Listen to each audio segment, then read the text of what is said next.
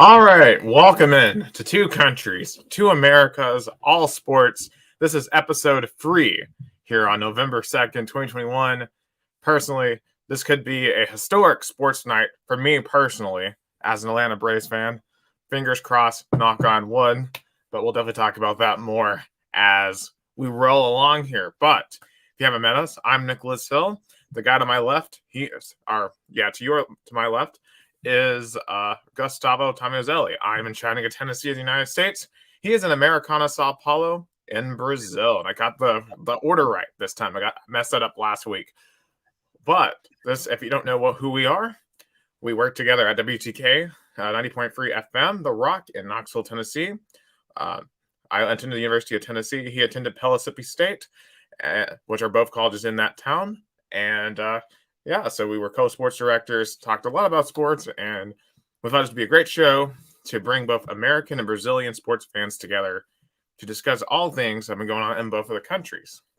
So, Gus, I'm doing personally fantastic right now. And I could be doing even better here in a little while. Gus, how are you?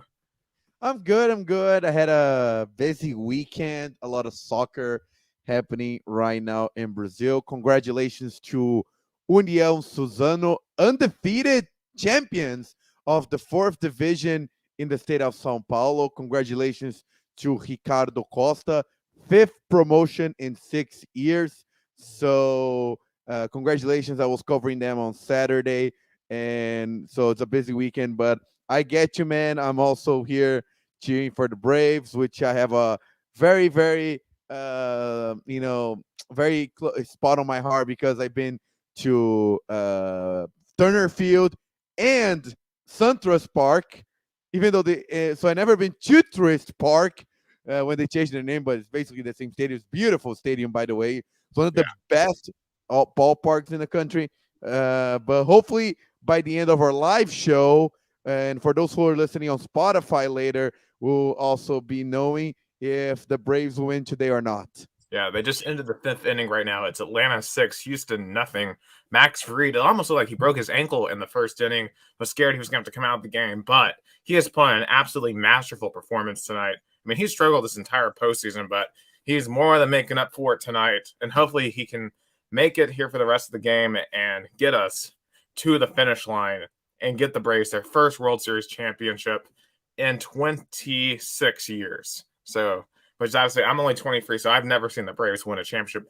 In fact, between the Braves, the Titans, the Nashville Predators, and the Tennessee Volunteers, never seen any of the men teams win a national championship or their league championship. I've seen the Lady Vols when they won the last 2 championships under Pat Summitt, and I guess I can kind of claim also the U.S. women's team. But outside of that, I've never really rooted for a team that won the title. So, especially any of my major league teams or college football / college basketball, any of the major sports, I've never seen one of my teams win a title. And, if this score holds up, I'm going to be an emotional mess tonight. And I'm hoping that Atlanta can finish this one out. Yeah, let's see if they can do it because their tracking record as a city. I mean, they had the Atlanta United winning 2018, but if you count the Falcons, is not on that level at least yet. Maybe one day it will be, but and just some of the home runs tonight. I don't know if you saw the Jorge Soler bomb. I mean, he bombed that thing about 500 yards out of the ballpark, which is really hard to do at Minute Maid Park because it's kind of a semi-interior park, but they're still open and so the balls can get out of, and he managed to get it out of it and let it in the street below. Dusty's watching us. He, of course, remember the 1998 championship that I bet he watched better than us. Yeah, well, I was only 6 months old when the Vols won the national title, so I was technically alive for it, but not really scenting it yet, because I was still a baby. But I know my dad apparently was holding me when we won it, so that's all I can say on the 98 championship because I can't remember it. And I was like a year and a half whenever the Titans made the Super Bowl. But I'm hoping this finishes. And Dusty says he was a Dallas Mavericks fan.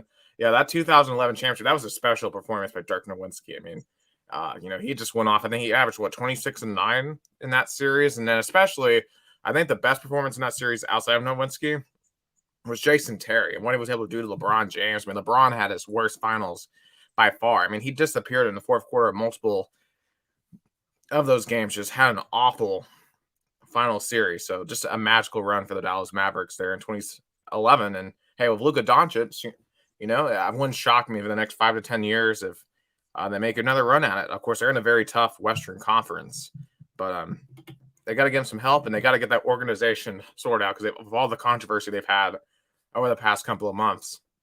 You need some stability to, I think, succeed. Yeah, I had a little change.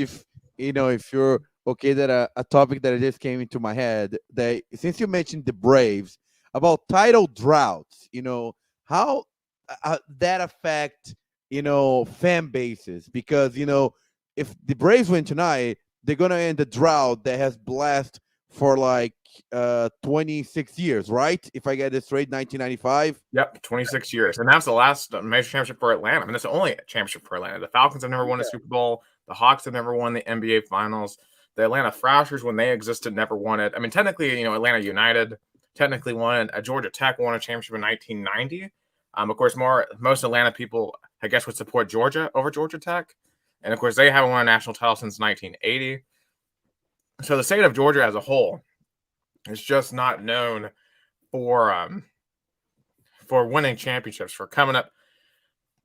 They're known for coming up short in the biggest stages. And, of course, I think Georgia this year, they have a really, really good shot at winning the championship. Of course, they were number one in the college football playoff. And that's one thing I want to talk about a little bit later. Those college football playoff rankings are a joke. But I want to talk about the later. Let's talk about that too. The college football the committee. I want to talk about that too. That's a great topic. What a show tonight. What a show. Shout out also to Lucas Oliveira.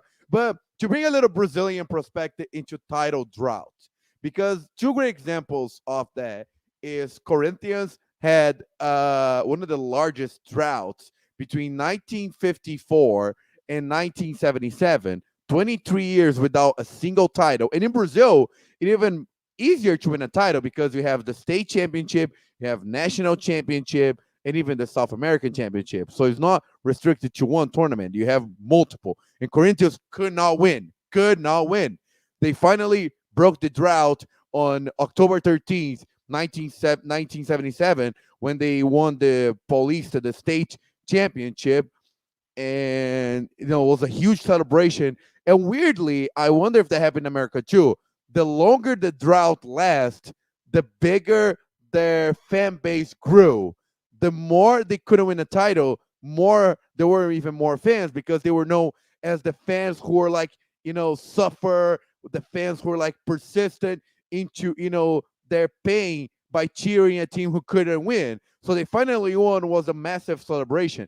Do you think this feeling happens, for example, to the Braves fans who, right now are 3 innings away for celebrating a title they didn't celebrate for the last 25 years? Yeah, I mean, I think at least my mindset right now is I can't celebrate until that final pitch, that final out is recorded. And that's not going to be for at minimum another hour. Because, the Houston Astros, they have a really good offense. I mean, they haven't been great in this postseason, or great in this series outside of yesterday. So you just really have to, you just have to keep yourself in perspective, because the Braves, historically what they do in postseason, and there's a lot of narratives you got to break down. Yeah, and 4 innings they got to break. If they can hold on here and break these 4 innings, because you got a 6-run cushion, so Houston has a lot of work they're going to have to do, and they got to start it in this inning, I think, to get back into it. But still, there's still that part of me that's like, don't celebrate yet. You cannot celebrate, because I think about last year, when we got 3-1 on the Dodgers, and is that gone? No, okay, that's gonna just fall short. Shout out to Dylan Becker. He got the one scream on World Series and one scream, and us on the next, and we appreciate being remembered.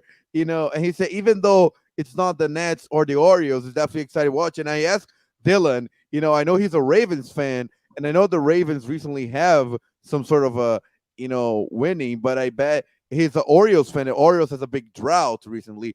And in your perspective as well, I was in the stadium when Corinthians won one of their biggest titles ever, the South American Championship in 2012. I mean, I, as a Corinthians fan, wait for years and years to celebrate that, because the joke was we couldn't win that tournament, even though our biggest rivals won that tournament, and we always came up short. We lost one quarterfinals and one semifinals to our biggest rival, Palmeiras, and that was traumatizing. And there was heartbreaking eliminations by River Plate, Flamengo, and then when we were 2-0 ahead on the second game, and we were basically, the title was ours with 5 minutes remaining. Nobody was shouting champion, champion, or celebrating yet. All the fans around me were like, don't celebrate yet, don't celebrate yet.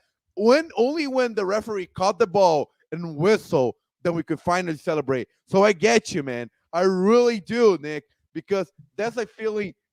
I kind of had this feeling in 2012, and I was in the stadium. So fans around me also had that feeling when you have a big drought and you're close to that title, but you know that you can't celebrate because you don't want to jinx it. Absolutely. Even because, like, I think about the 2010 Tennessee LSU game. That wasn't a championship game, but it was a game where Tennessee had LSU stopped on the goal line. It looked like we had won.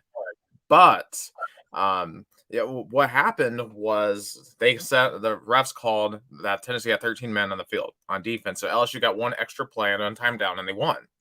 One of the most heartbreaking losses I've ever seen as a Vols fan. And so, like, even like to this day, even when we win like a close game, anybody win a close game, I take a second and make sure there's going to be no monkey business by the referees, because I've seen wins be taken away in the heat of moment. And, obviously at least when it's a blowout, you don't really have to worry about that. So hopefully this stays 6-0, because that would make the end a little bit easier. Although those last 3 outs, assuming this score stays the same, are going to be excruciating to watch. Because I just remember last Saturday watching those last 3 outs against the Dodgers, and that was a really close game. And you're just kind of just sitting there basically praying. I was just basically like this, like the entire 9th inning. And good point by Dylan Becker that he say his experience. The ref stops the clock with 0.6 seconds left before the Cavs won the cup due to icing. Yeah, and the longest few milliseconds of I feel that too. I remember when there was, Corinthians was about to win the tournament, was 2-0, like it was on the extra time, like, on the stoppage time, and, and there was like a injury on the field, and it took forever to, it maybe took like a minute or two, the player to got into the sideline, but for me, it felt like a milestone. It felt like forever. And I understand those moments too. And I remember being on the stadium, like, like this too. I was like that too. That's what I'm saying, Nick. Despite the sports being so different on the two countries, some symbolisms, some mystics don't change. Absolutely. I mean, because, I've been trying to tell myself for the past few years that, jinxes don't exist. That, oh, I got to wear a specific shirt because we won in this shirt last week, so I got to wear it again. Like, that stuff doesn't exist. Like, you as an individual fan really don't have much of an effect, if any, on the outcome of the game. I don't know. Because if you're in the stadium making a lot of noise, like, for example, that Ole Miss Tennessee game a few weeks ago of how loud it was in there, that was affecting the Ole Miss team. So, as a fan, you had a little bit of a say on that outcome. Obviously, Tennessee didn't win, but I think it was a lot closer than it otherwise would have been because Ole Miss was intimidated to play in that stadium. But if you're just sitting at home on the couch, then there's really, I think, nothing that you can individually do to affect the outcome. I mean, that's pretty obvious, right? Like, you're not playing, you're not at the stadium. But let me ask you this, Nick. For example, here in Brazil, there's some things you just don't do it because the fans surrounding you think that you're jinxing it, even though you're supporting the same team. For example, when there is, like on soccer, like some close, a free kick that is really close, or it's like a corner kick and you shout, go, go, go, like, to score a goal, everybody turns mad at you and be like, stop jinxing, you stop, cursing. Because, like, when you, this symbolism is like, you're jinxing, even though you're like rooting for your team, people feel like you're jinxing because you're calling a goal before it happens. Is there any comparison to something like that in American sports? Yeah, I think it's like when in football, when your team gets out in the red zone, you can't start celebrating a touchdown. Because I remember, like, for example, bring up the Vols again. No, sorry. I mean, the Vols are my favorite college football team. So, I mean, It's Washington's okay. about 8 years old.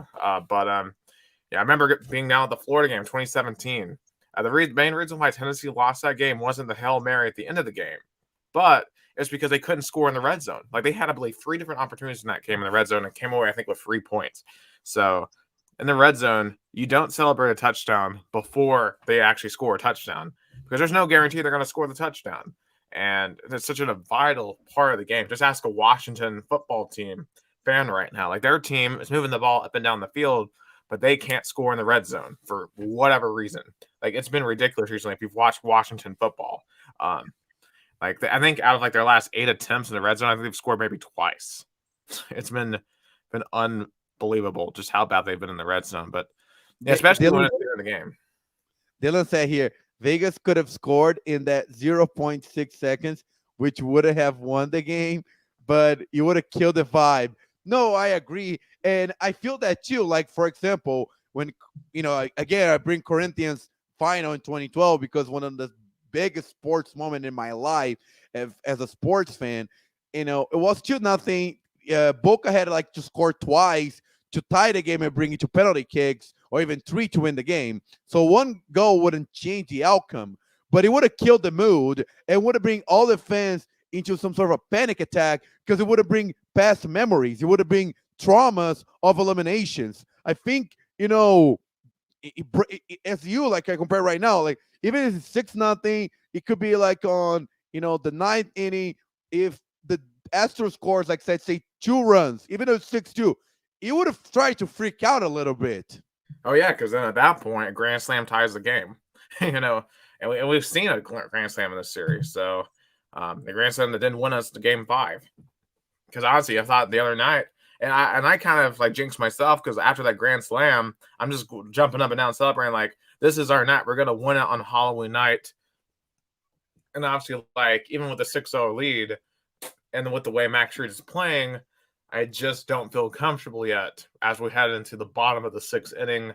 So how many pitches? Yeah, 6-0, 6-0. Atlanta 6, Houston nothing. By the way, share this video if you have any friends who does not have a way to watch the game or listen to the game, because we're updating right now, and I know how things can be tricky for people to find ways to get some sort of information of the game. So we're updating 6-0 Braves into the bottom of the 6th. But yeah. And going to that perspective, Nick, in terms of this moment that you're so close to win a championship, they waited for so long. What do you tend to? I'm just curious right now, because in my mind, when those moments were came, it went so many memories into the tournament, into the championship, like so milestones. You remember, a big save by the keeper or an important goal. Do you have those like flashback memories when you're that close to win a championship? Yeah, well, I mean, just looking at this season, like, I think about how middle of the season, I had basically given up on this team. I didn't. They were below 500. They were 6 games back of the Mets. I didn't see how this team had any future. Ronald Acuna went down, but this team never gave up.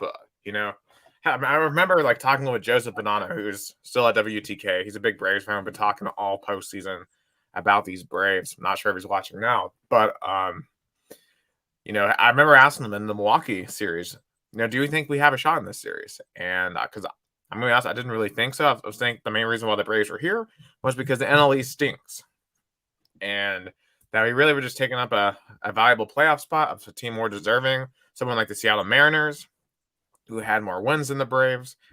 But then, they go into Milwaukee, they get one now in the first 2, then they come back home and sweep them.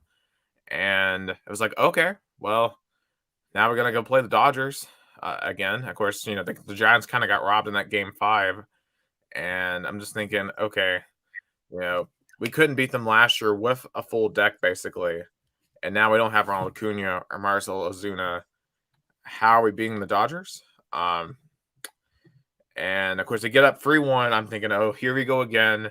They lose game 5 out in LA. And it's like, here we go again. We're going to blow a 3-1 lead to the Dodgers because they have that much more talent. But no, game 6 changes the narrative completely. And then, going into this World Series, I didn't truly know what to expect because Houston has been a really good team. They've been one of the best teams all year. And it wasn't a shock to anyone that they made it out of the American League to be in the World Series. Everyone was shocked to see Atlanta here.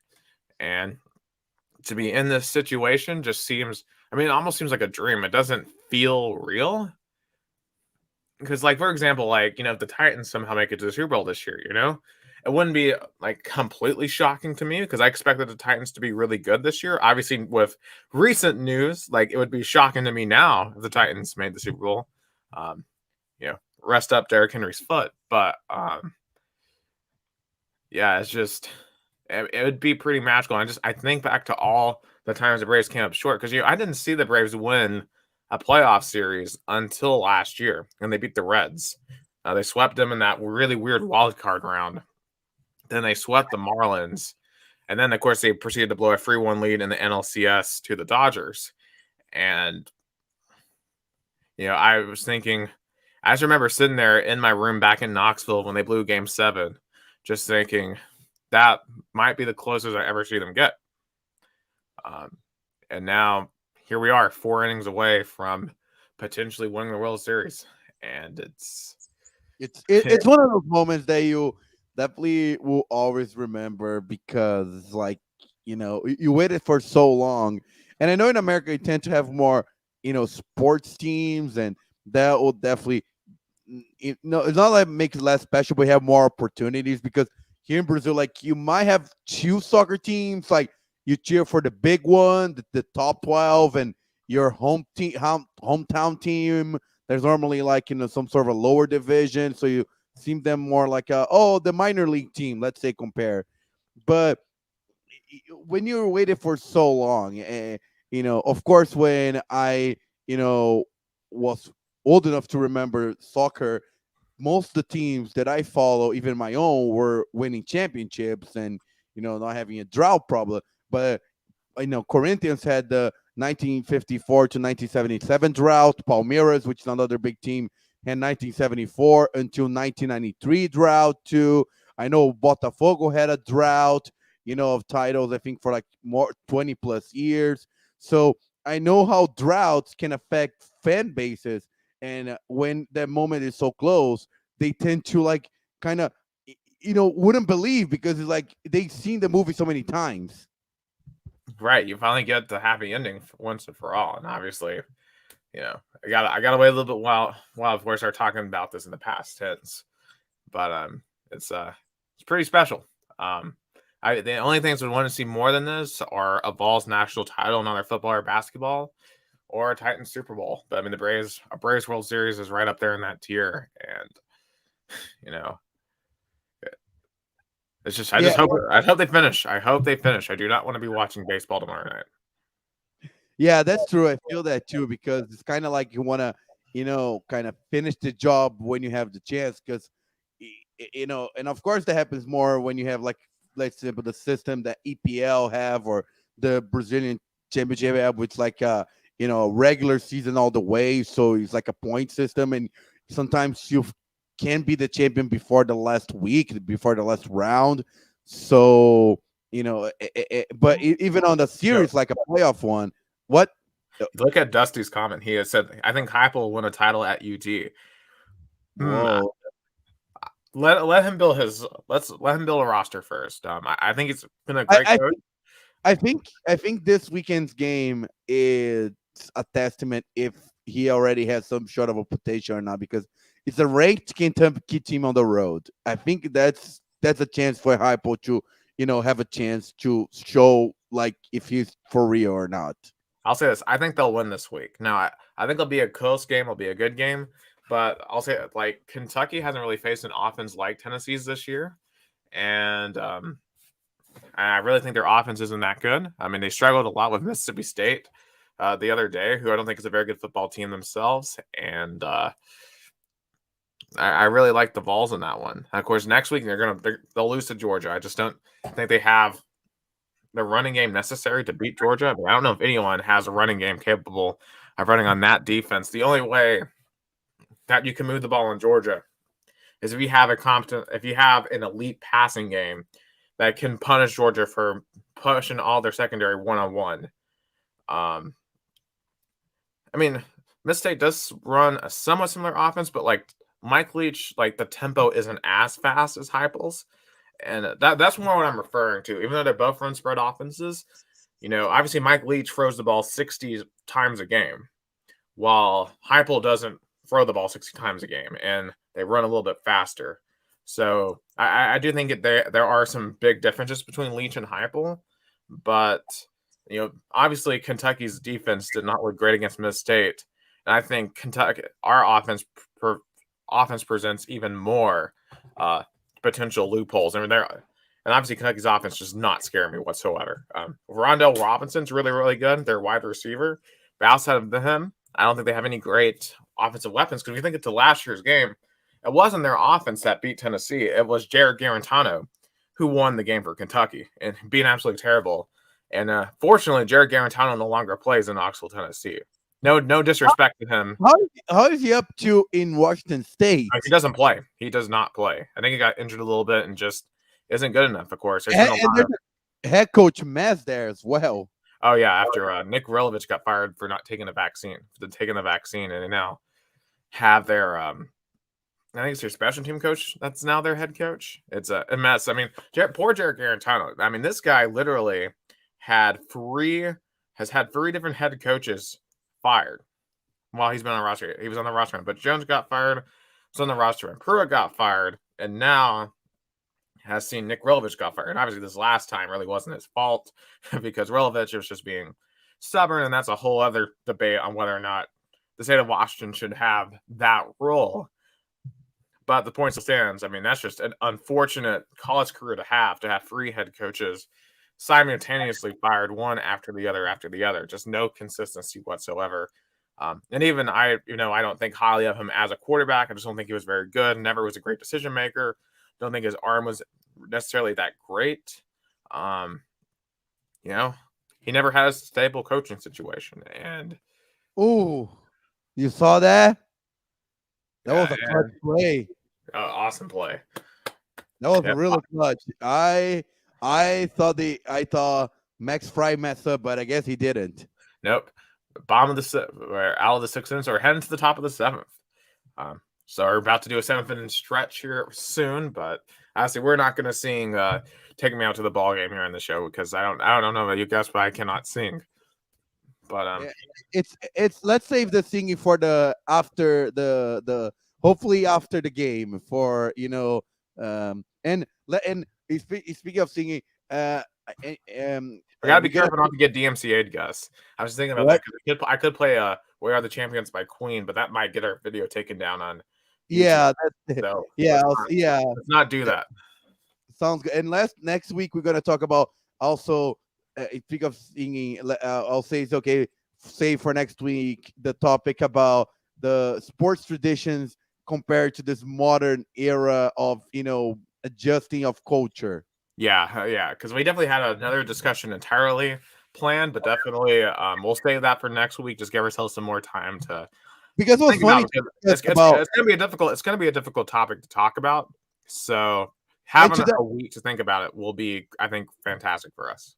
And today was more like about droughts in titles, because that's the Braves are close to breaking the drought, and in a city definitely changed their mood when a team won a title. Like I seen firsthand. I'm just gonna be honest too. I just don't think I'm in the mood necessarily to talk about some of the serious topics we were going to discuss.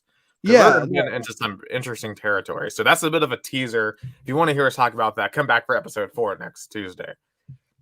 Yeah, and but getting back to my point, when do you think the mood of the city changes when the team win a title that's such beloved that hasn't won for a long time? Because I think the Braves are the Atlanta team, even though they're not just the team of Atlanta; they're the team of the South. Like, you got to realize in the Southern United States, there's not any other baseball teams. I mean, you got the Tampa Bay Rays and the Miami Marlins, but that's Florida is not really South. You didn't know that. Like in the true South, there's the Atlanta Braves, and that's it. Because Charlotte doesn't have a team, Nashville doesn't have a team, New Orleans doesn't have a team, Memphis doesn't have a team.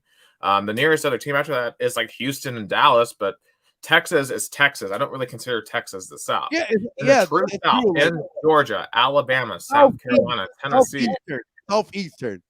Yeah, and Mississippi, like Southern Virginia. The most popular team in all those places is the Atlanta Braves. Like, literally, like I was talking with my dad about this. Like, my grandfather was a massive Braves fan. He was born in 1925. Grew up listening to Braves games on his radio. Listened to Braves games on his radio for his entire life. Got to see Braves won it in 1995. Well, actually, I'll take that back because the Braves didn't go to Atlanta until 1966. But when the Braves moved to Atlanta, he listened to all the games on the radio and then eventually started watching them when they were on TBS and became America's team. And the Braves mean a lot to a lot of people. Is that okay? That's foul. Yeah, that was a home run by Eddie Rosario. But I mean, just around town recently here in Chattanooga, Tennessee, we're 2 hours northwest of Atlanta. And, I've seen a ton of Braves hats and Braves jerseys, Braves shirts. I mean, that's a good point by Dylan. Yeah, like I've noticed everyone in Knoxville's tweeting about it. Everyone in Nashville's tweeting about it. Like, the Braves are the team of the South. And there's going to be a lot of celebrating across this whole region tonight if the Braves hold on here over the last 3 innings. Yeah, and that's true. Like, the border between the Braves can go all the way, I bet, to, Middle Virginia, because, I know Northern Virginia goes for the Nationals or even the Orioles, but Southern Virginia goes for the Braves, and that's crazy. Yeah, and think about it, too, because I saw over the weekend, people were tomahawk chomping down at the Florida-Georgia game. They were doing it at the Auburn game. Like, I mean, it's the Braves are the one thing that really bring SEC fans together, because you have Tennessee, Georgia, Alabama, Florida, South Carolina fans that all can come together and root for the Braves. So they really are the team of the SEC, which is really fun to think about, because we usually are at each other's throat over SEC football this time of year, but we can all in unison hopefully celebrate tonight our shared baseball team.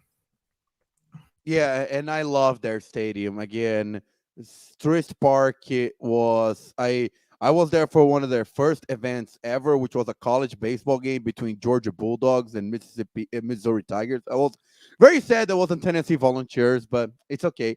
But it was when I entered there the first time, I was like, this is going to be a ballpark for champions. Like, I felt that, and I know there's still game to play. If you're listening, record on Spotify, I know you already know the result, but it's such a new vibe, and that's why I feel like they left Atlanta to Cobb County, and they even embrace more fans. I believe every time I go there, there's different people from all over the South. I remember going to a game there against the Mets, and I listened to people from like car plates from Alabama, Mississippi, from South Carolina, from Virginia. Yeah, I mean, the Battery's the destination, Atlanta's the destination. Of course, technically they're in Marietta, but Marietta's basically Atlanta. I mean, it's a different county, but... And it was funny. Do you know Marietta has a big Brazilian community? Did you know that? Yeah.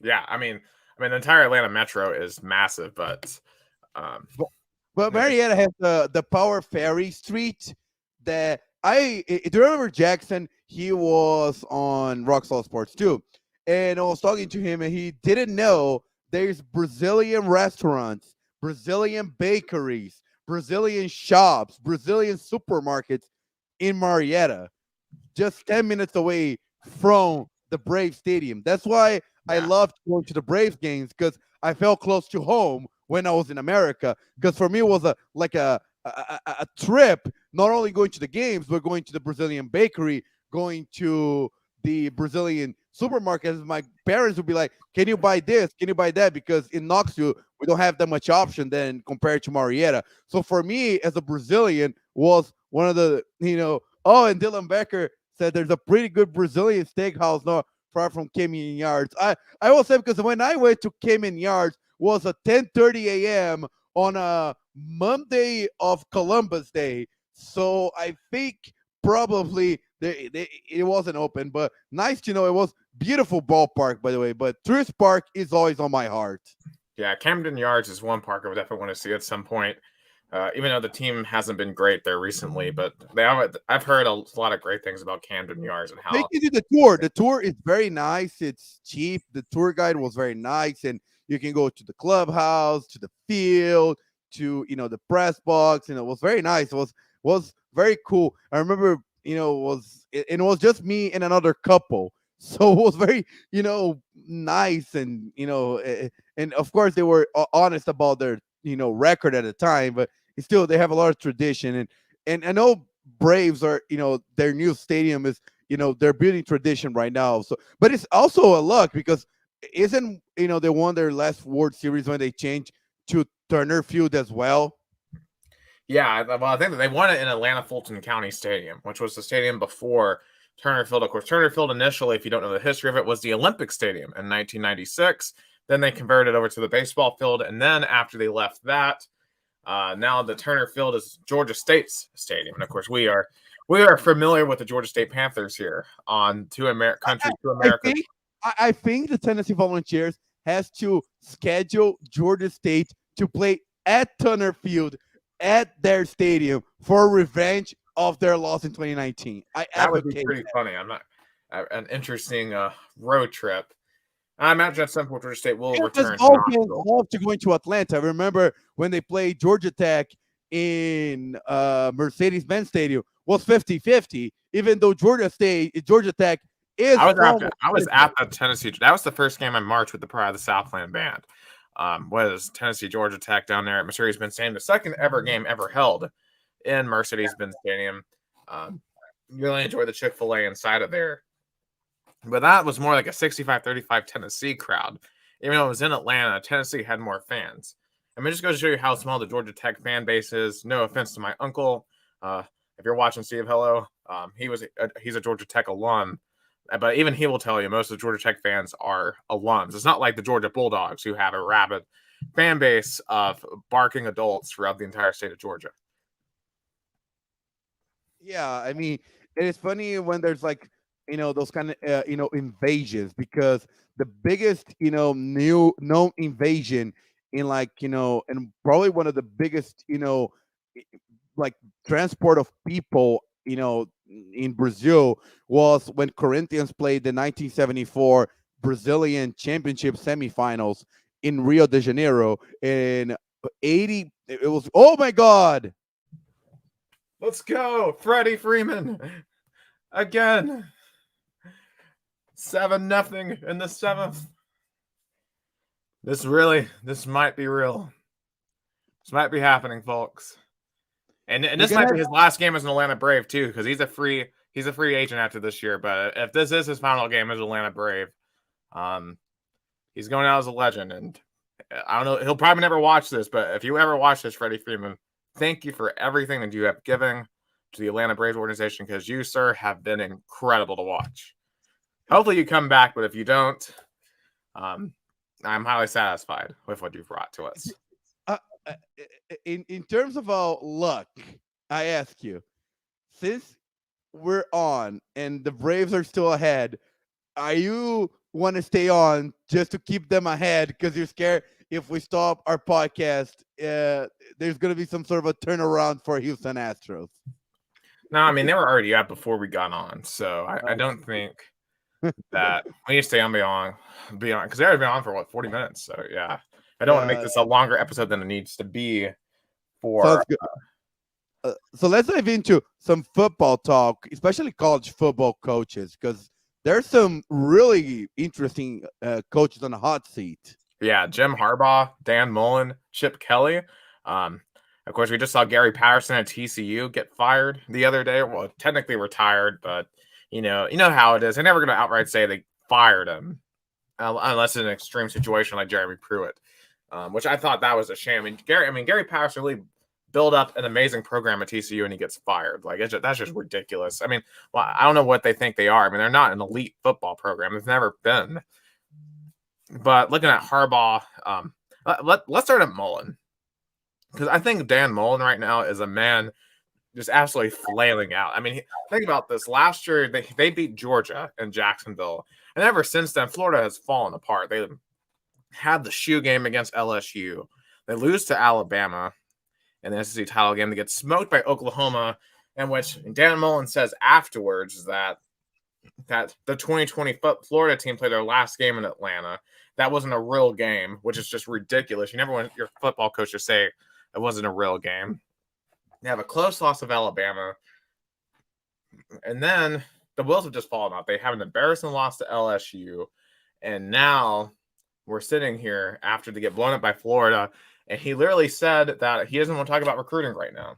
That this is football season, not recruiting season. Ignoring the fact that recruiting season is every single part of the year. And it's been noted that with transfer portal, it became a year-round thing. It was year-round before, but really now, especially it's year-round with the NILs and stuff. You've always got to be recruiting. And I don't think Dan Mullen really likes to recruit. When you look at his rankings, Florida is not a top 10 recruit right now. They don't have any of the top 100 recruits for this year's class. And that's unacceptable for Florida. I can understand Tennessee maybe having that because even though we are an elite program, at least historically, we're not necessarily the most talent-rich state ever. Florida is in Florida. Florida is a top 3 state in the country outside of Texas and California for football talent. There's no excuse for the Gators not to be recruiting very well. But yet Dan Mullen is not recruiting well. And I just think he's toast. Which is unfortunate because the Vols never beat him. But the amount of expectations that Florida fans have with Dan Mullen was big because he was bringing after an okay job, I'll say a goodish job at Mississippi State, and he was supposed to be turning the program around because of course Tennessee had a bad 2017 season, but Florida did not have a good 2017 season as well. So he was supposed to be turn the program around, and there were opportunities for that. But Florida is a team that always came close to be good, but always fell to the moment when they had to prove it. Yeah, I kind of want to. Dusty had an interesting comment here. So he's saying that Tennessee is a top 6. I believe he meant to say state in talent. So now Nashville and Memphis are producing a lot of talent, which is correct. And even now you're seeing more talent coming out of East Tennessee, which historically that wasn't the case. But now in the Knoxville area, you are seeing more players like a Walter Nolan, for example, who's a 5-star at Powell High School. And even at Carnes High School, which is my girlfriend's alma mater, has a really interesting running back. I think he leads the rushing yards in the country. Of course, the Mays brothers are from Knox Catholic. You see Maryville's had a few players. Alcoa, they produced a player like Randall Cobb. Bishop.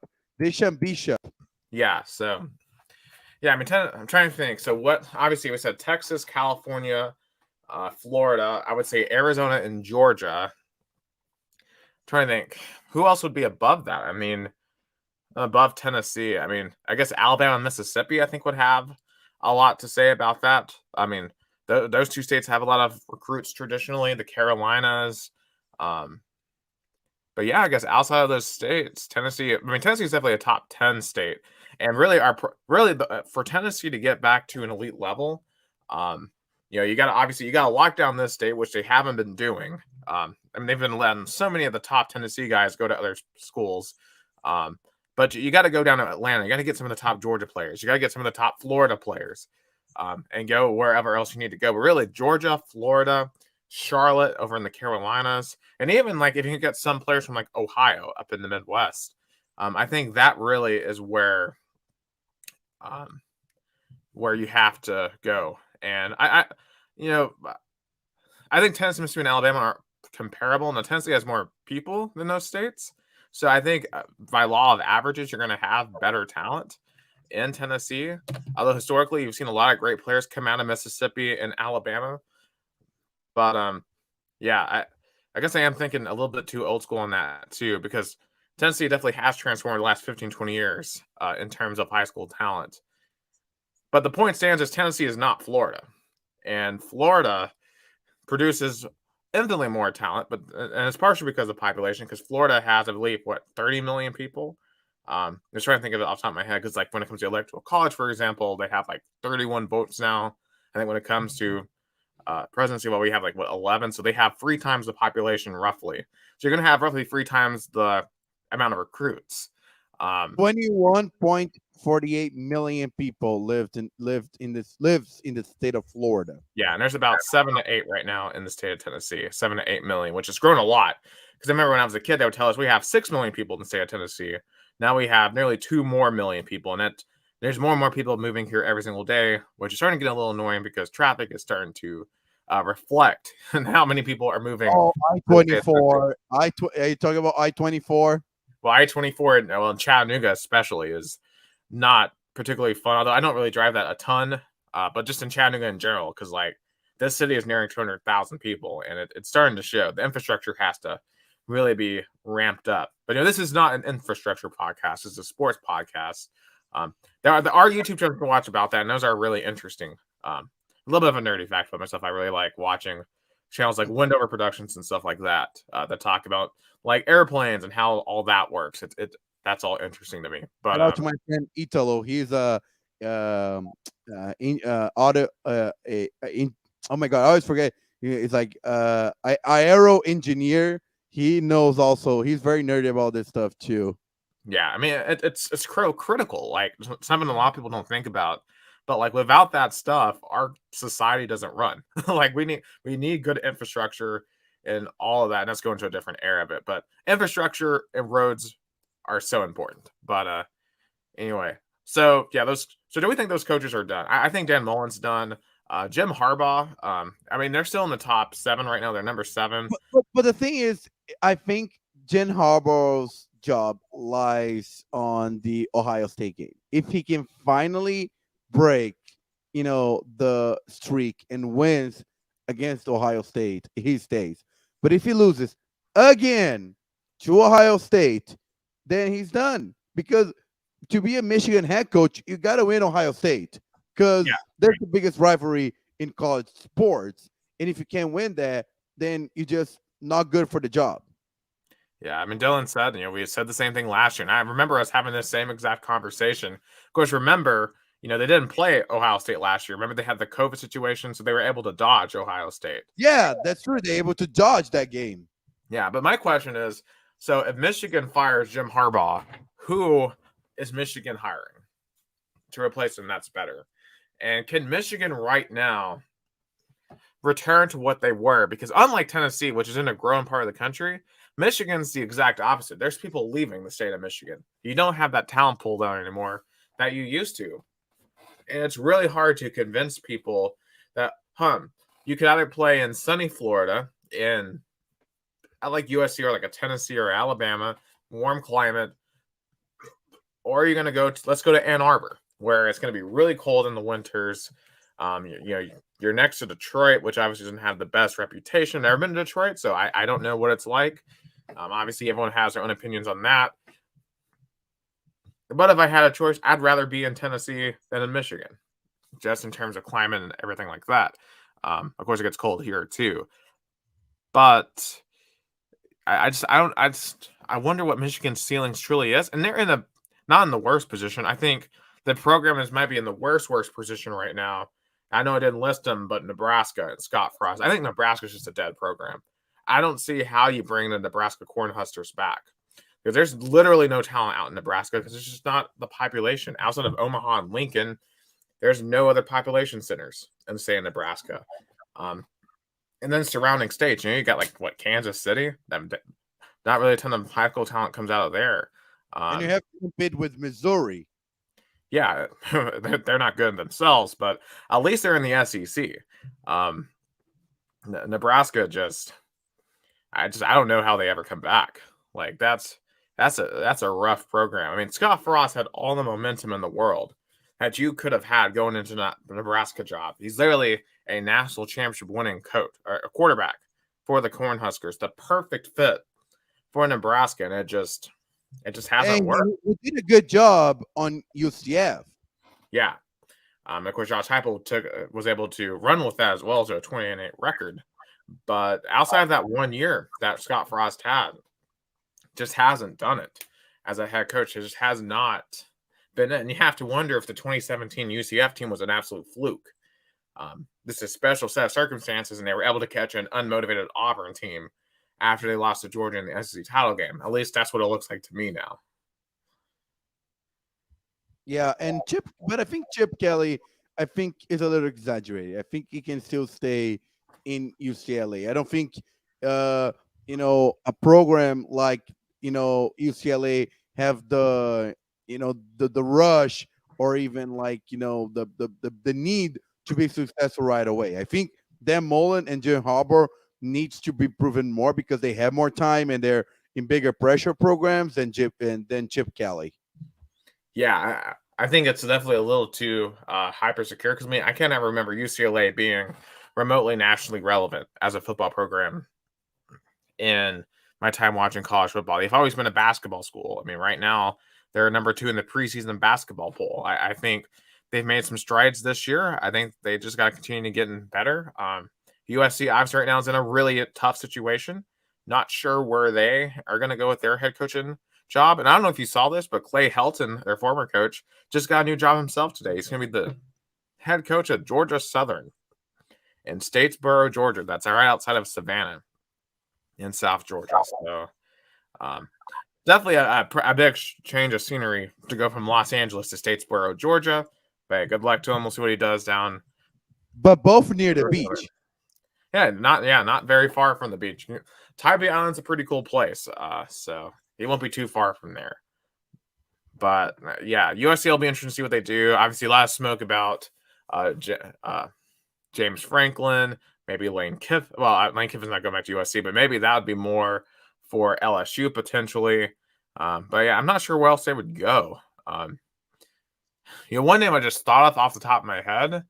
What about PJ Fleck for USC? I don't know if he's a cultural fit for USC and for what they want, because they want someone who's going to be flashy, who's going to sell tickets in Los Angeles. I mean, that's why they were all the rumors about Mike Tomlin coming from the NFL, although he vehemently denied those rumors, saying, I'm an NFL coach, not a college football coach, which I think would be wise for him to stay at the Steelers for as long as possible. But I'll be interested to see where they go in terms of their next coach. No, yeah, it will be at least two. There's one big opening.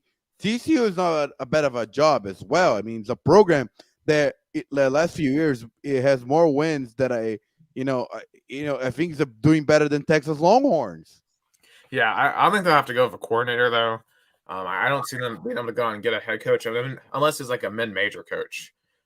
But if you're a mid-major coach who's really hot right now, why would you go to TCU over LSU, USC, or any other potential program? I mean, Florida could open up anytime.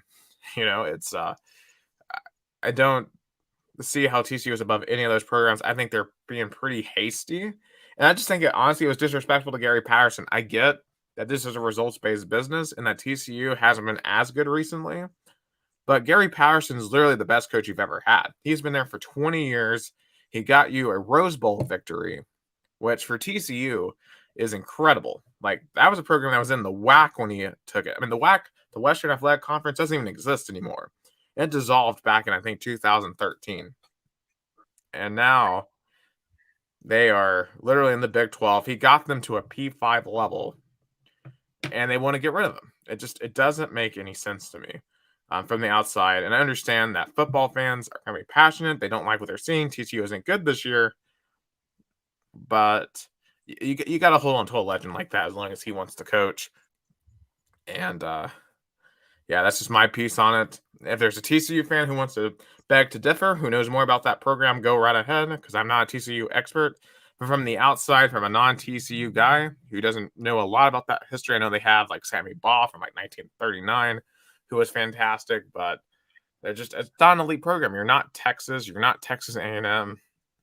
You're not even Houston. You're TCU. You're in Fort Worth, who's the second city in the Dallas-Fort Worth area. I don't get it. And to finish up college football, I mean, what the what the men college football playoff rankings were from the committee. I Oregon number 4, really. What it just confirmed to me is that the college football playoff rankings it's just rigged. It's rigged against teams, against G5 teams. And frankly, if I were a G5 team after this, I would get together with all the other mid-major teams and either find a way to circumvent the playoffs from now on, or just leave FBS, because clearly you have no chance in the current format to play for a national championship, which is just completely unfair. This Cincinnati team literally has beat a top 10 team on the road and are undefeated. But number 6, Alabama, their best win right now is Ole Miss, who is at number 16 in the polls. And now is at home. And lost to, I think, the number 18 team in this poll, which is Texas A&M. Or they actually might be lower than that. They might be down at in the 20s. So Texas A&M's 14. They're 14, but when Alabama lost to them, I think they were not even ranked. They were not ranked. Yeah.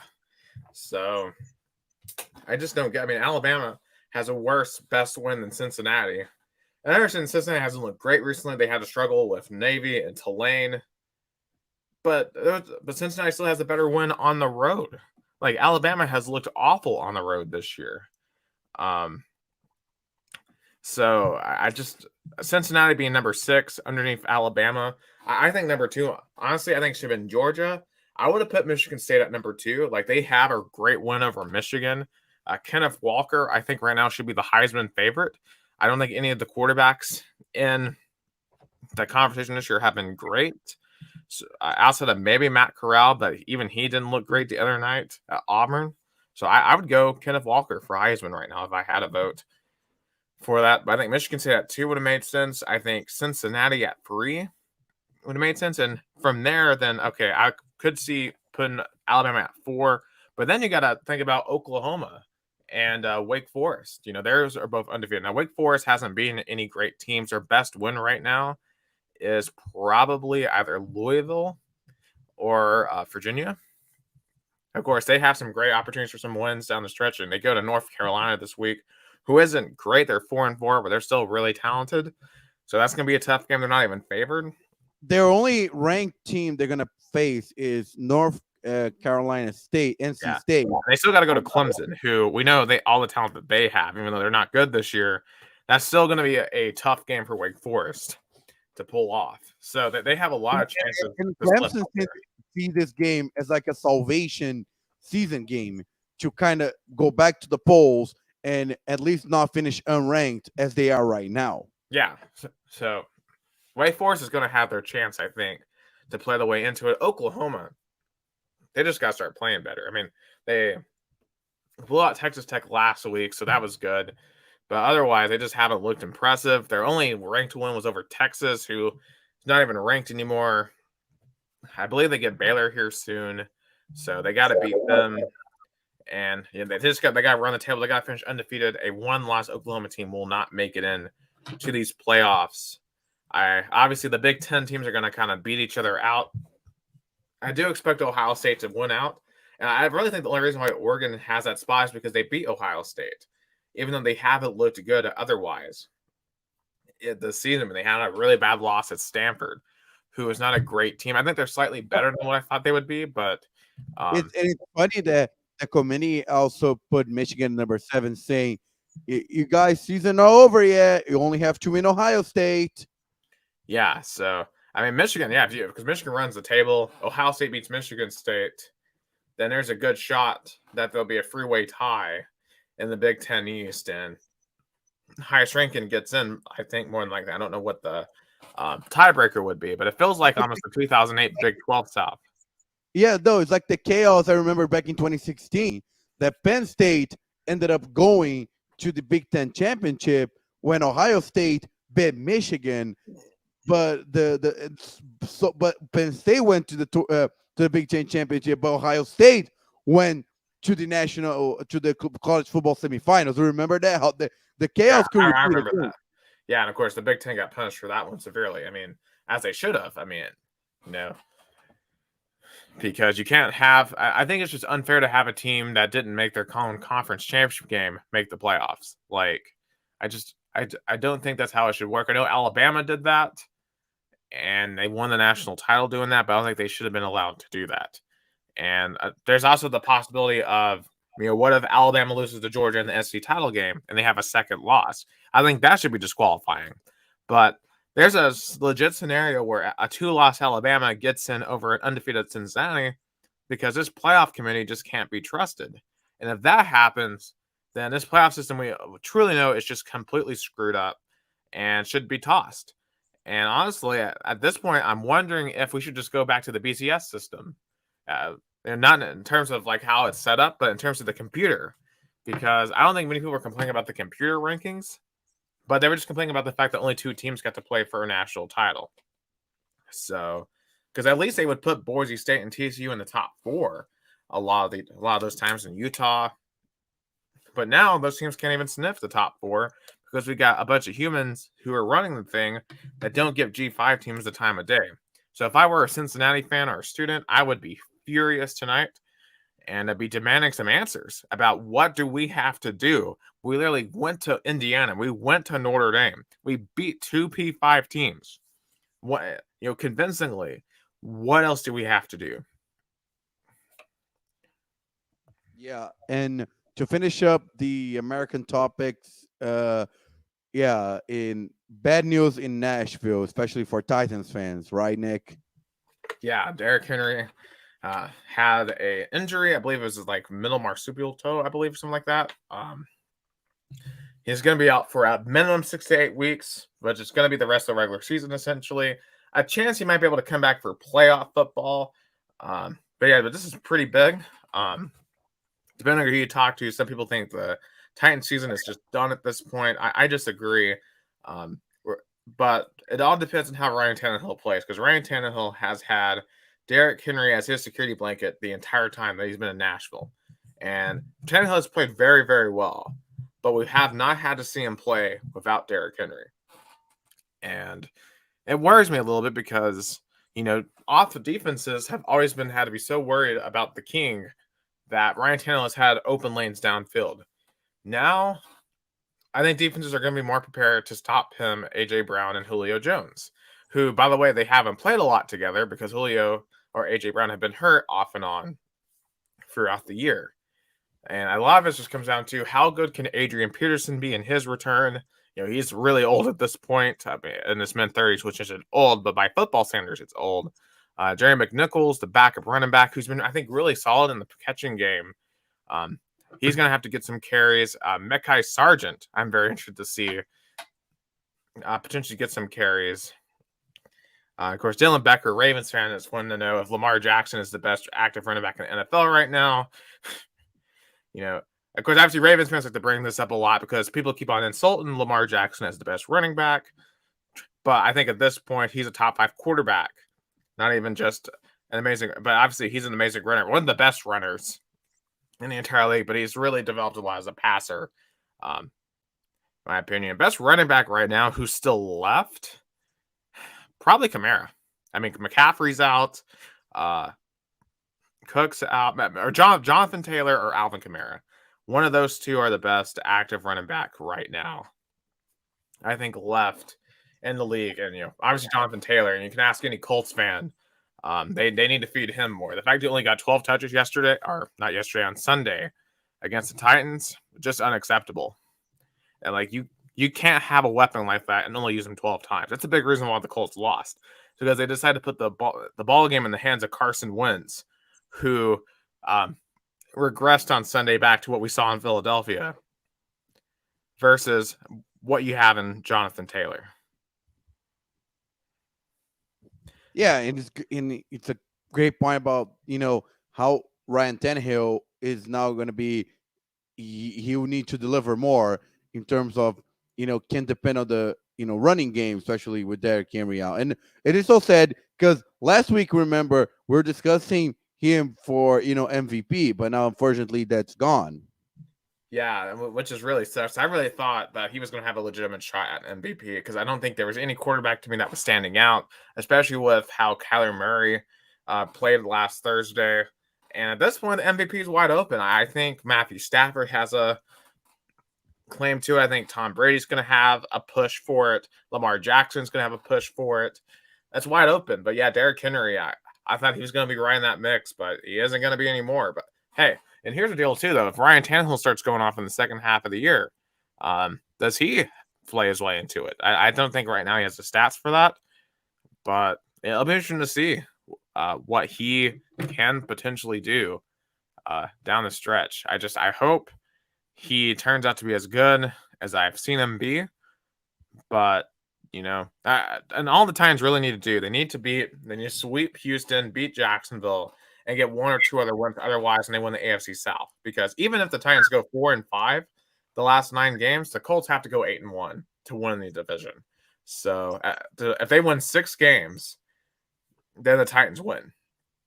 Or if they win 6 games, the Colts have to go undefeated. And I'm sorry, Colts fans, you're not going undefeated the rest of the way. So the Colts just are in the bad hole because they just started off really bad.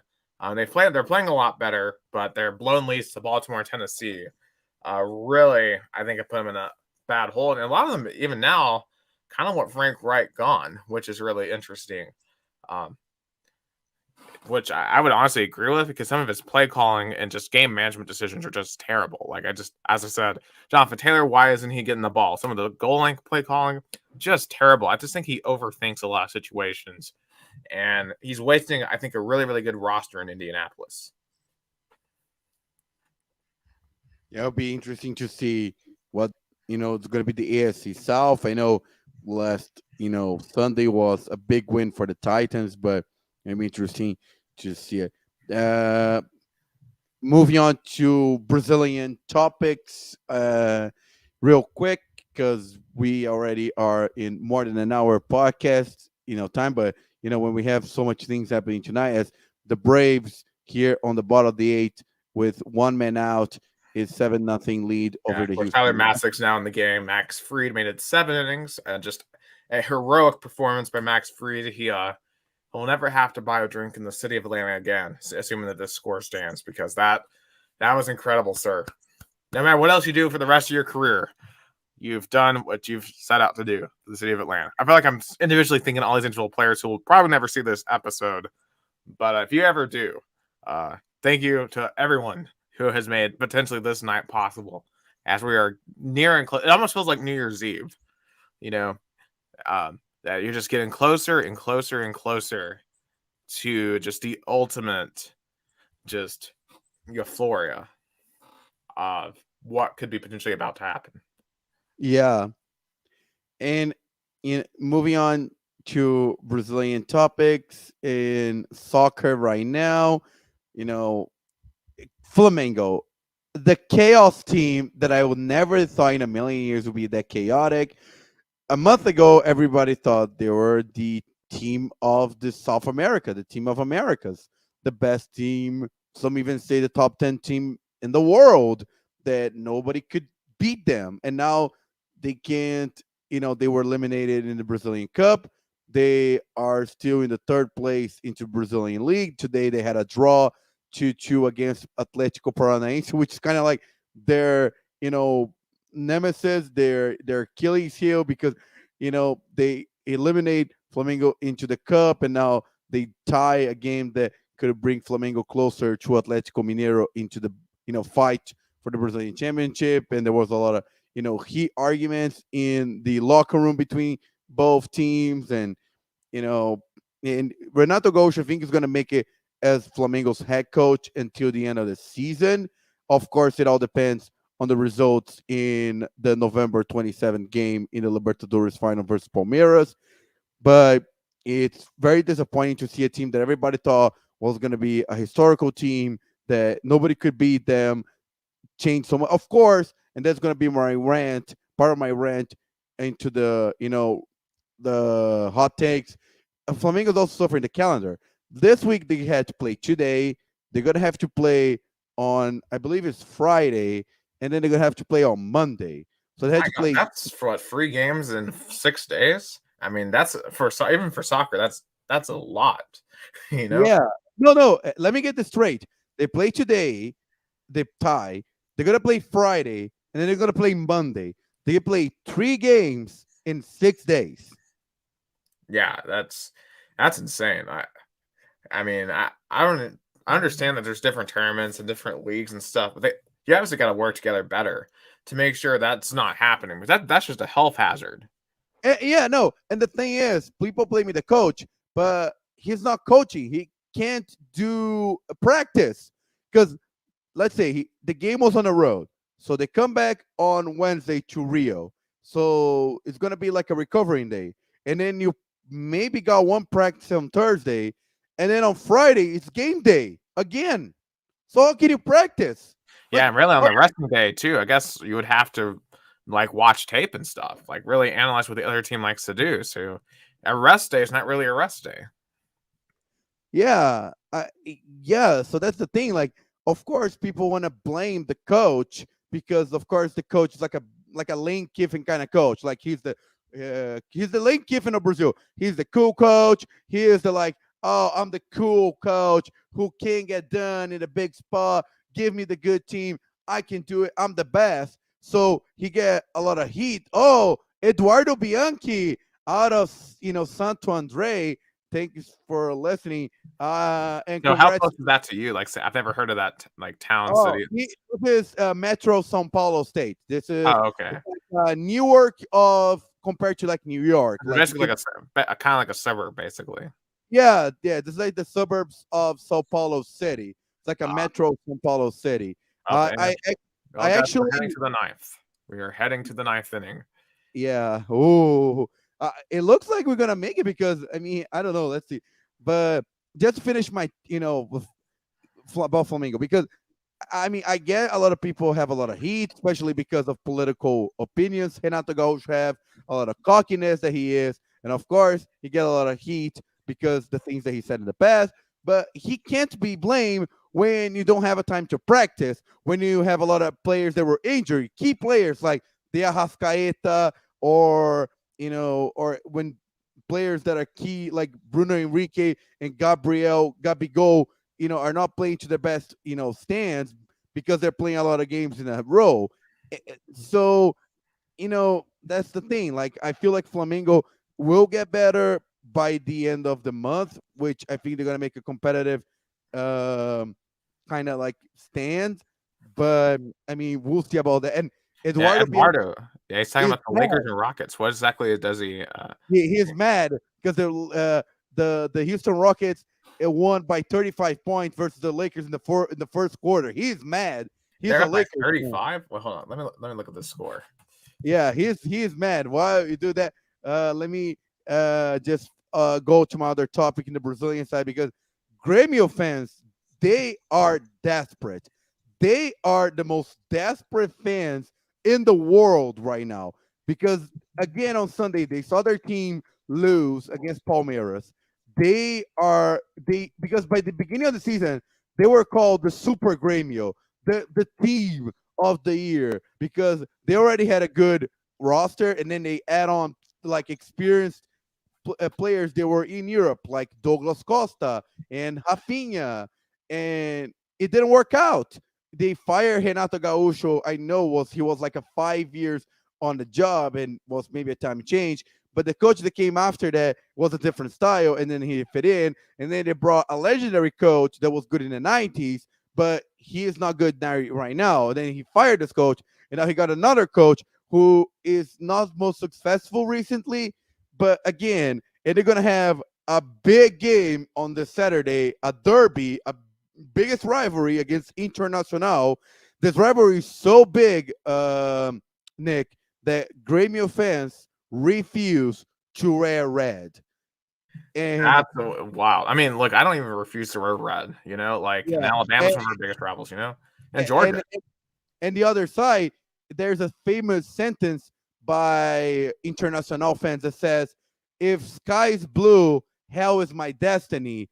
Because it's like, so we hate so much blue because of Grêmio. We actually rather go to hell because hell is red, and we are love international. So that's funny. And he asked, of course, he asked you if you like football and you love football. He's a Arizona Cardinals fans, and he feel like deluded. And if you can answer in Portuguese, your team. Yeah, I mean, Arizona Cardinals are really, really good this year. They definitely have a shot at it. I think they're going to be in that tight race with the Rams for the rest of the season for the NFC West. But regardless, they're going to be in. And Dylan's time at the Atlanta Watch Party. Wow. The Wow, crowd, what a party. the What a crowd in party. Atlanta has just been incredible all postseason. I wish I was on Yeah, that, watch party. And I bet a lot of Brazilians are happy in Marietta right now because the amount of people that are probably on the streets, eating and dining in Marietta and eating Brazilian food, I bet it's, I can't stress it enough. If you need a place to eat in Marietta, Power Ferry is the place. yeah, definitely go give Power Ferry. Of course, they're not a sponsor or anything, but definitely go No, give no. them business. I know. It's the street, not the place. It's the street. So you can pick any. I just say, and just to answer in Portuguese real quick to my friend, o Bianchi, o Nicolas Hill torce para o Tennessee Titans. Ele é grande torcedor do Tennessee Titans. I just said you're a big Titans fan. Yeah, that's obviously tighten up. Obviously, things are gonna be a little bit rough going forward. And Dylan's talking about how the watch parties in DC for the National Capture Wild. Enjoy this. Yeah, so 1 out in top of the ninth, 5 more outs to go. I don't know what to. I think we can make it. I think we now, since it's in the 9th inning, we have to stay on until the game is over. Yeah, I guess at this point, why not? Why I don't think not? it'll be that much longer now. Yeah, of course, I'll turn on the volume here whenever we get to the end, just because I want to hear Joe Buck's call. No, sounds good. Sounds good. I gotta remember not to start swearing and stuff too. I'll mute you. I'll mute you. No problem. I'll put on mute so we don't get any flags on copyrights or any flags for swearing. Right. So I'll mute you from this end, so don't worry about it. And we'll be able to see you. I'm just preparing, just trying to, at least on camera, keep myself calm. But I've got some stuff downstairs to. Eduardo is provoking you. He said that your team is good. Like, ironic. Like, your team is good. Just give the ball to Henry and let's see what happens. And now there's not even. Now you can't. Now we can't. Ô, Bianchi, eu falei para ele aqui, né, do seu comentário, e agora nem o Derrick Henry está disponível. So I'm just translating. Yeah. So, and just to finish up the Brazilian topics, Palmeiras right now, the team that beat Grêmio, 4th win in a row. They look better than I realized, because it's so funny. A month ago, Palmeiras was in a chaos situation. They were in crisis, they couldn't win, and Flamengo looked unbeatable. And now Palmeiras won their 4th game in a row. They are back to the 2nd spot in the Brazilian Championship. Abel Ferreira looks to have the roster on his side, and they look stronger and ready for the final. And it's crazy how in a month everything can change in Brazilian soccer. So, it's going to be, interesting to see how this progress when there's only, I say 1, 2, 3 weeks away to the biggest game of the year here in Brazil, Palmeiras. Well, we're going to the bottom of the knife, Gus. Ooh. Brantley, Correa, Alvarez. And it looks like Will Smith is going to come in, see if we can finish this off. We're so close. One thing I was just thinking about, I remember I was recording myself at the end of Game 7 against the Dodgers, in case the Braves came back and won. Of course, they didn't, so I deleted that recording. And I really, I've thought about it. Would I record myself at the end of this? And it's just really ironic that we're sitting here on this podcast as perhaps the most important moment of my sports life is about to happen. And obviously, sports is not the most important part of anyone's life. There's many more things that are important. Your family, your friends, your obligations, your work, just everything. But when you're like us and you grow up around sports, and you grow up like watching it from the time you're a little kid, you dream of a situation like this, of a scenario. Yeah, And to be on the cusp of seeing something that you've dreamed about your entire life. Yes, you're not the one who's out there doing it, but you've still poured so much emotion into it. And people who don't like sports don't get it like that because but everyone, I think, pours emotion into something. Like people pour a lot of emotion into music. Like I'm a big music listener myself. Most people are. Like when you see your favorite artist for the first time, that feels like a moment. Like, wow, I've done that. I have a sentence that describes perfectly that. I know it was meant for soccer, but it can meant for sports in a whole. Said by the iconic soccer manager Arrigo Sacchi. Soccer, sports is the most important thing among the least important things. Yeah, this is one of the most important moments that's not important. This isn't like having a kid or getting married or anything like that. But it still means a lot. I wish my grandfather could have seen a second one, because he only ever got to see one. And I imagine he's watching from above at this moment. Probably enjoying this game. It's and of course you're gonna hear Joe Buck here in the background a little bit, so just apologize for that if you're listening on Spotify after the fact. But yeah, they're just going over what happened in 1995. I mean, the fact that the last time they did this wasn't even. I wasn't even alive. I'm 23. I was born in '98. I don't know if I'm ever going to see the Balls win one of these. I don't know if I'm ever going to see the Titans win a Super Bowl. I don't know if I'm ever going to see the Vols make the Final Four in basketball. Or ever see the Predators make the Stanley Cup again. But at least here right now, at least in my sports life, we can check off the Braves. Free outs. And again, and we got to wait to the final out. No. But fun fact: second straight World Series appearance by the Houston Astros. They lose at home. Yeah. Do you want to get the hot takes in here really fast before this ends? Go ahead. All right. So just really quick, let's just discuss. So there was a report that came out that said bowl game representatives in college football do not want the 12-team playoff because of the fact that some of those games would be held on campus. And I think that's absolutely ridiculous. We need to have campus playoff games if you expand the playoff, just because the atmospheres that would create are absolutely insane. So I really hope that when they do expand, because they're going to have to, 4 teams is just not enough. I really hope that you'll see some campus football games. And I think, because right now the proposal is only for the first round. So the top 4 seeds wouldn't even get a home game, which is ridiculous. So I could only imagine a home playoff game at like Neyland Stadium. I mean, could you imagine that atmosphere? It'd be amazing. Yep, and Dylan, you're correct. The last time the Astros lost at home and the World Series was to the Nationals, which honestly, that team has a lot of similarities to this team. Because that team started off 19-31. It looked like their season was done, but then they kind of stormed back and they had an incredible playoff run that culminated in a title. Without honestly their best play, I mean, obviously, God, why am I blanking on his name? Harper, Bryce Harper. He left the year before, and we're thinking, how are the Nationals going to be any good? And they went on that run without Bryce Harper, and the Braves are doing this without Ronald Acuna. So October 30th, 2019. Well, I'm going to be remembering November 2nd, 2021. Here in Brazil, it's already November 3rd. So Yeah. Okay. Well, so the Astros got a hit. So hold on the phone here for a second.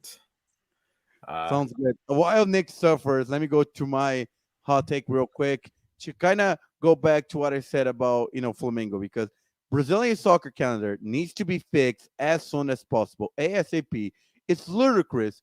They have the top 12 teams, the biggest teams here: Corinthians, Palmeiras, São Paulo, Santos, Flamengo, Botafogo, Fluminense, Vasco, Cruzeiro, Atlético Mineiro, and even Atlético Paranaense, let's say, playing a big chunk of games, don't have time to practice, struggling to stay healthy, and the bottom teams, the teams that makes the third, fourth division nationally, the teams that are, let's say, even the first, second, and third, or even fourth division in the state, don't have a calendar, don't have a full year calendar. They play, even, let's say, my hometown team, Rio Branco, they only play, I believe it was like 16 games total this season, the way to the quarterfinals. So how can a team stay at top when they only play this ridiculous amount of games, and then you have a lot of teams have played 60 and 70 games? So there's got to be fixed. It's not easy because Brazilian soccer is tied up to political interests and a lot of regional interests, so it's not going to be easy to fix, but that's going to be kind of a good way to keep the sport alive here in Brazil. So that's my hot take. And wow, man, 3 outs away. Yeah, so it's 1-2, bottom of the ninth here, no outs. Will Smith pitching to Correa here. All right, and that's going to be an out, so we got 2 outs now. 2 outs. So close. Just going back on that soccer schedule there. Just how do you fix that? Because obviously I think it's got to be more equitable, but at the same time, if TV interest and all that, they're going to want the bigger teams to play more just for their audience. Yeah, audience. Yeah, I don't even know how I'm even like coherently still doing a podcast at this point. Just thinking about like no, 2 outs away. Now the podcast done. Now it's about finishing the game. It's a live reaction at this point. Live reaction. I'm even gonna change the title here by the end. Hold on. I add the title here. Hold on. Yeah, this is the people. If you're listening to this on Spotify, I certainly hope you got something out of this podcast, even after the fact. I mean, I still think we had a really good discussion about everything about like sports droughts and just all the various different topics. We had a whole different discussion planned tonight, but obviously the Braves have taken priority today. Of course, a double play here could end it. So it could end on this pitch. I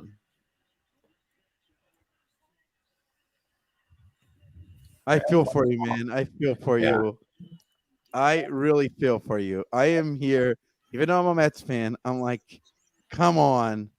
Yeah, which Mets fans right now should be jealous of the Braves because they're in the same division. But I've seen the Phillies win, I've seen the Nationals win. Never seen the Marlins. Of course, the Marlins, I know they won back in 2003. It's been a while though since the Mets won. I appreciate you, Dylan. He is ahead of us because I'm watching on the streaming, and I don't know how Nick's watching. So thanks for. I have cable, so I'm probably I'm gonna be ahead of you guys. So I'll probably end up spelling it for you. But here, like I am, 1-1, 1 out. Yeah, I'm at 1-2, so I'm a whole pitch ahead. It's now 2-2. Okay. Yeah. It's okay. You deserve to be ahead, and so you can celebrate earlier than me. Oh my god. God. Yeah, just the whole South. Of course, it's 11:31 p.m. Eastern time here, so it's about to be November 3rd. Across the South,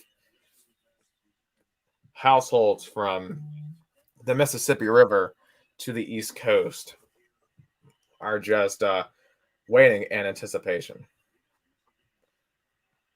Full count now, 3-2.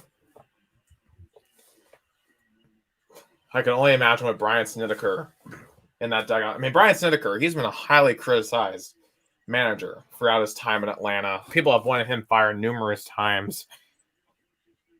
But this win right here is going to buy him a lot of time, it looks like. All right, it's going to be 1 out. 1 out more. We are 1 out. Oh, I don't even know what the exact number of Braves games I've watched. It's probably thousands. I remember Bobby Cox was still the manager. It's just it's special. I think I hear a tomahawk chop too going on by some of the Braves fans. So it's Gurriel. That's up. It's a strike. 0-1. We're 2 strikes. I know you're just watching there in the wings. I'm watching the live reaction they're doing the tomahawk. All my friends in my group chats are going crazy right now. 1 strike. 1 strike. Can't believe it, man. Papa Daddy, this is for you. This is for you. That's my grandfather. My nickname for him. Real name, Tomazeli. He was a veteran, fought in World War II. The thing he loved most in his life was baseball. And it's going to be over to the first. And we're world champions. Oh, my God. The Atlanta Braves are world champions. For Gus Tomazeli, I'm Nicholas Hill. Thank you for listening to Two Americas, or Two Countries, Two Americas. I don't even know what the name of the podcast is anymore. The Atlanta Braves are world freaking champions. I can't believe it. Thank you. And we did it live. We captured live to finish this podcast episode on a Braves World Series win. Unbelievable. Nothing can top that. Nothing. I can't believe it. Most historical podcast sports episode ever.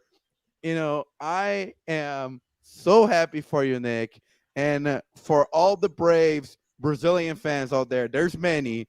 My one that I remember is my friend Joao. He is Brazilian, but he served in the American military, and he is a big Braves fan. We've been to a Braves game together, even though I was cheering for the Mets and he was for the Braves. I bet he's celebrating right now. So for all the Brazilian Braves fans, and there are no many, they're happy too, Nick, and congrats to you. I'm so happy for you, my man, my friend. Thank you. This is special. I'm kind of shaking at the moment. Might be about ready to cry. This is amazing, dude. Yeah, but thank you all for listening. It's been a fantastic show, and we'll catch you next time. And we'll have a more structured discussion. But this has been awesome. All right.